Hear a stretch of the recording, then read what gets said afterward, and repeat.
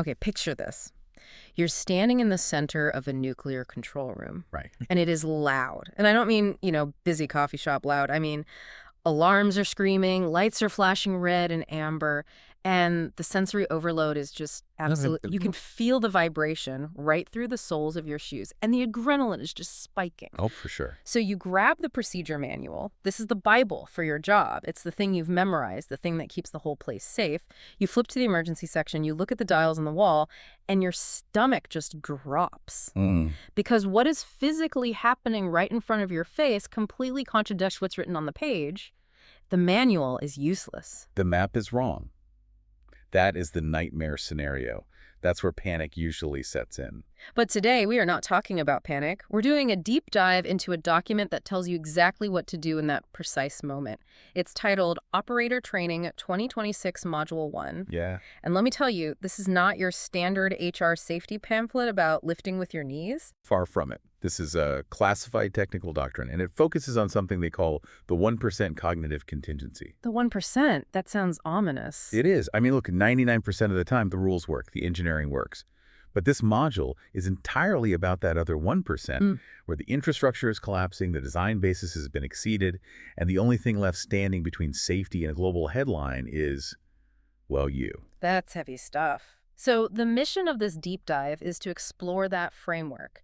How do operators lead when the world is literally falling apart around them? And it starts with this tension, a tension between two key concepts in the text, the primary directive and something they call the caveat. Okay. So this is the core conflict of the whole training. The primary directive is simple. Follow established procedures. In the industry, we call them EOPs, emergency operating procedures. Right. They're the backbone. You don't freelance. You just follow the steps. But then comes the caveat, and honestly, this part gave me chills. It says, recognize the procedural dead end. Right. It explicitly states that when physical reality contradicts the assumptions in the manual, you become the last resort. It says, and this is a quote, when procedures fail, the only remaining safety barrier is the character and judgment of the leader. See, that feels like a massive amount of pressure to put on one human being. It's basically saying, hey, the book is wrong. Good luck. Don't mess it up. How does an operator even begin to process that without just freezing? It's immense pressure. But the document doesn't just say good luck. It gives you a toolkit. It breaks down how to think when the thinking gets impossible. And it starts by teaching you how to recognize a crash before it really happens. Exactly. Which brings us to this first major concept, what they call the anatomy of a crash. The document talks about something called the 12-minute blind spot. Why 12 minutes? Is that like a magic number? It's an empirical window. The source material argues that catastrophes often begin with this specific window, around 12 minutes, where all your parameters look locked, they look totally stable on the screens, but you're actually flying blind. So the instruments are lying to you. Not lying, necessarily. They just aren't telling the whole story. The rule the document gives is terrifyingly simple. If you cannot see the parameters, you must assume they are worsening. Optimism is fatal here. Precisely. And to really get why, you have to understand a concept called design basis. Okay, I saw that term a lot. Break it down for us non-engineers. Okay, think of your car. The speedometer might go up to 160 miles per hour. The engineers designed the brakes, the tires, the suspension, all of it, to handle speeds up to, let's say, 120 safely. Yeah. That's the design basis, the limits within which the machine behaves predictably. Okay. The training module says design basis is the floor, not the ceiling. When a crisis hits, you often blow past those limits. You're doing a 150 and a 120 zone. And the manual was written for the 120 zone. Exactly. Once you go past that, safety relies on adaptive capacity. You are now in uncharted territory where the physics might start behaving very differently than the manual predicts. They use a really specific, harrowing case study to illustrate this. The PAX nuclear power plant fuel cleaning incident. Now, I had never heard of this, but the details are wild. Yeah, this is a classic example of what they call blind operations. Yeah. So at the PAX plant, they had this cleaning tank. It was designed to clean fuel assemblies. So basically washing the radioactive gunk off the fuel rods. Right. But here is the kicker. The tank had essentially no internal instrumentation. Wait, hold on. They're putting nuclear fuel into a tank, and they have no way to see what's happening inside. No thermometer, no pressure gauge. Very little. They were relying on calculations. The design assumption, the paper reality, was that if the pump stopped, They had a 13-minute window before the water inside would reach boiling. So they thought, okay, we have 13 minutes to react. But physics didn't care about their spreadsheet. No. They failed to account for real-world stagnation. The heat didn't distribute evenly, like in a math problem. It spiked in pockets. They were operating blind, thinking they had time, but the fuel was actually cooking itself almost immediately. And the result? A massive radioactive release.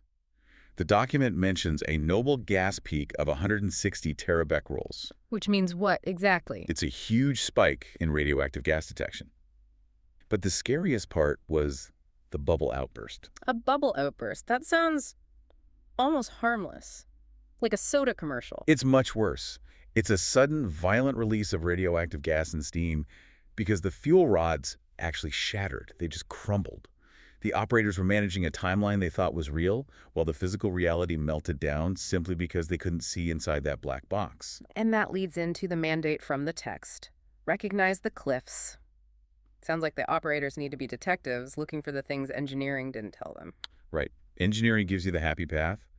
Operations has to know where the cliff edge is. If you don't know the physical constraints, like how long until that water boils for real, you're just guessing. This brings us to the psychological side of things, which I found even more fascinating than the technical stuff. Section 2 covers the cognitive divide. This is huge.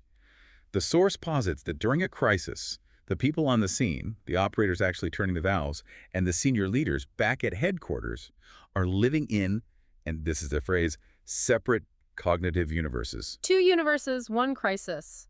Okay, let's break down the on-scene reality first. What's going through the operator's head? For the operator, the objective is survival. Not stock price, not public image. Survival. Their risk perception is immediate and it's existential. The document quotes an operator saying, "I have to say I thought at least 3 times I will die soon." That is visceral. You're sweating, you're scared, you are touching equipment that is physically vibrating. Exactly. And in that universe, authority collapses downward. The CEO doesn't matter. The vice president doesn't matter. The shift supervisor becomes the person of last resort.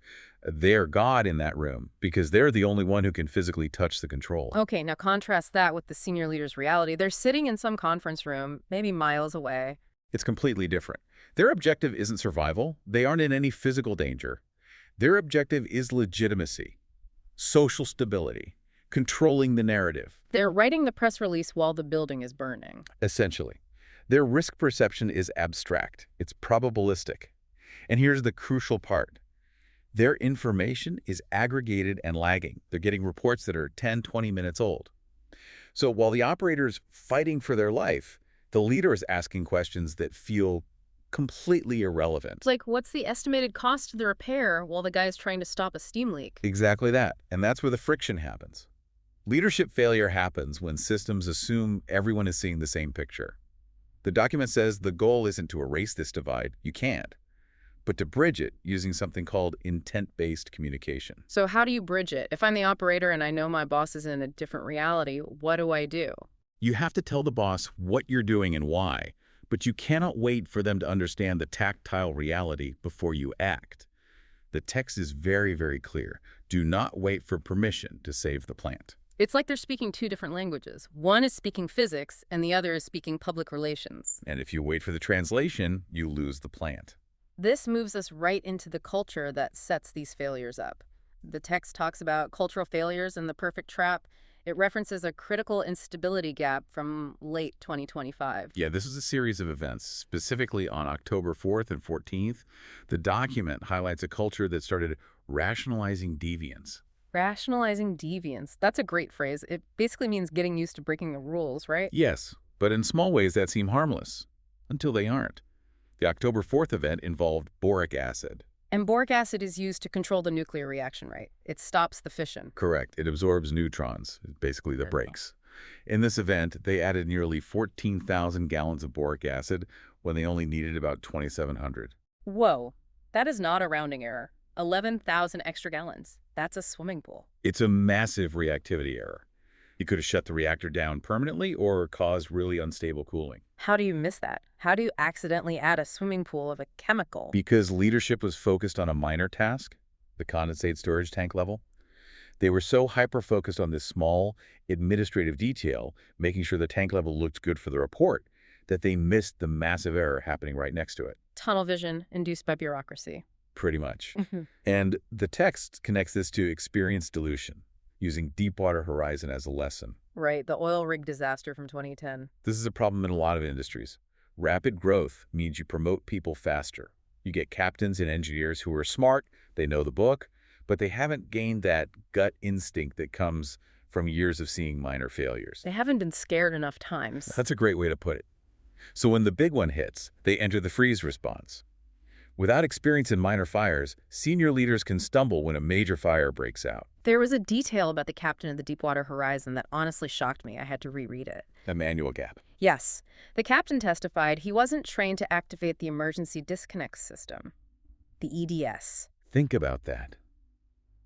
The EDS is the ultimate safety switch. It cuts the pipe and disconnects the rig from the well. It's the one button that could save everything. And the captain, the person ultimately in charge, relied entirely on subsea engineers to push it. But in the chaos, those engineers weren't there, or they were dead. So he was technically in charge of a system he didn't know how to operate in an emergency. The CEO of the ship, but he didn't know how to use the brakes. It's terrifying. And the document calls this perfection culture. Which is a paradox, right? A total paradox. Yeah. If you have a culture that punishes every minor mistake, you create a workforce that hides things. They become technically perfect on paper. They check every box. But they are paralyzed by risk aversion. They never practice the risky maneuvers, so when disaster strikes, they don't have the mental muscle memory to do the hard, dangerous thing. They're scared to break a rule to save the ship. Or they're waiting for permission that will never come. Which is the perfect transition to the wildest story in this entire document. Section 4, the Browns Ferry case study. This is the story of heroic versus the system. This is legendary in nuclear history. 1975, Alabama. And it starts with a candle. A literal wax candle. You have to explain this because it sounds like a bad joke. It does, but this was standard practice at the time. A worker was using a candle to check for air leaks in the cable spreading room. The flame flickered, which meant there was a draft. But then it ignited the polyurethane foam sealant they used to plug the gaps. So a billion-dollar nuclear facility is set on fire by a 10-cent candle, and the response. It sounds like a comedy of errors, but with the highest stakes imaginable. It was chaotic. Workers spent 15 minutes trying to fight the fire with flashlights and rags. They didn't even sound the alarm right away. Rags against a chemical fire. They were trying to smother it. And then it got worse. They eventually used CO2 and dry chemicals. But because of the airflow in the room, the dry chemical actually created a torch effect. It pushed the fire deeper into the cable trays, right where all the control wires were. What about the automatic fire suppression, the sprinklers or the CO2 systems? The automatic system was disabled. They had put metal plates over the manual override handles. Why on earth would they do that? To prevent accidental activation during construction work. But get this. You needed a specific screwdriver to remove the plates, and nobody had the screwdriver. You are kidding me. I wish I was. So the fire is raging, the cables are burning, and these aren't just power cords, these are the nerves of the plant. They lost the emergency core cooling systems, the ECCS. That's the system that keeps the core from melting. Correct. The water level in Unit 1 dropped to just 48 inches above the fuel core. We're talking seconds away from a melt. And the manual? Useless. Yeah. The manual said turn on pump A, but the wire to pump A was melted. It said open valve B, but the wire to valve B was gone. So how did they save it? The plant didn't melt down. Ingenuity. Improvisation.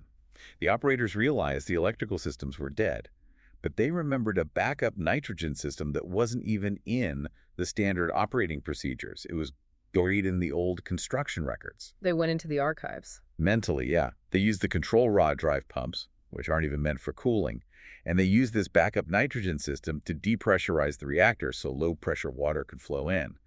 They basically MacGyvered a cooling system from memory. That is absolutely heroic. It is. But the lesson from the document is a world without the need for heroes. Explain that, because usually we celebrate heroes. We do. But while heroism saved Browns Ferry, a robust system shouldn't require heroism. If you need a hero to save the plant, your system has failed. The doctrine wants to build operators who can do this, who have that adaptive capacity, but it ultimately wants a system where they don't have to. That makes sense. Reliability shouldn't depend on one guy remembering a blueprint from 5 years ago. But since we don't live in that perfect world yet, the training module introduces the Bushido mindset. This is the philosophical core, the manifesto of the last resort. I love this quote from it. Competence assumes the procedure works. Mastery knows what to do when it doesn't. That's the whole distinction. Oh. And the order that follows is just blunt. Do not wait for permission to save the plant. That requires a specific kind of mental discipline, and the module provides checklists for this. Let's look at the one for operator. Dog bowl focus. It's a great image. Think about a dog eating dinner. You can vacuum around it, you can shout, you can drop a plate. The dog does not look up. When a dog is eating, nothing else exists. So how does an operator apply that? The question for the operator is this action cooling the core or is it a distraction? If the phone is ringing, let it ring. If a supervisor is yelling about a report, ignore them. If it's not cooling the core, it does not exist. And then there's let it bake. This is a really hard one to do. It asks, is data confirmed or am I chasing a ghost? Sometimes in a crisis, you see a weird reading. A gauge flickers.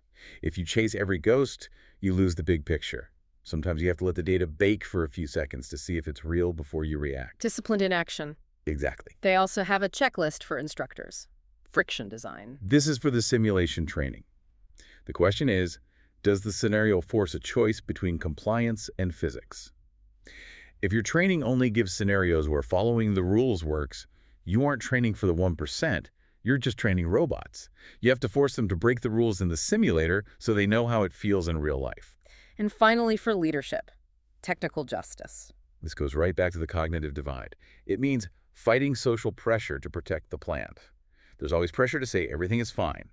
There's pressure to avoid a shutdown because it costs millions of dollars. Pressure to avoid bad PR. Right. Technical justice means the physics of the reactor outweighs the stock price of the company. Always. Because physics doesn't negotiate. Physics does not care about your quarterly earnings report. So what does this all mean for us? We've gone from the 12-minute blind spot to the cognitive divide to the culture of perfectionism and finally to this Bushido mindset. Most of our listeners aren't running nuclear plants. But they are running systems. And it all comes down to adaptive capacity. Whether you're running a tech company, a hospital, or just your household, procedures are great. They are the floor, but they are not the ceiling. You have to be ready for the moment the map doesn't match the terrain. Exactly.